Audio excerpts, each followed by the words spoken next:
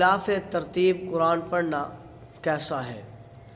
یعنی کہ اگر پہلی رکعت میں سورۃ کافرون اور دوسری رکعت میں سورۃ کوثر یا سورۃ فیل پڑھ لی تو اس کے بارے میں کیا حکم شرعی ہوگا؟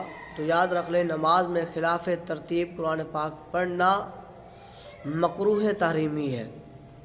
اور حدیث مبارکہ آتا ہے کہ حضرت عبداللہ بن مسعود رضی اللہ تعالیٰ عنہ فرماتے ہیں، جو قرآن الٹ کر پڑھتا ہے کیا خوف نہیں کرتا کہ اللہ اس کا دل الٹ دے؟ اگر بھول کر نماز میں اس نے پڑھا تو ایسے میں نماز ہو جائے گی، کوئی گناہ نہیں ہوگا۔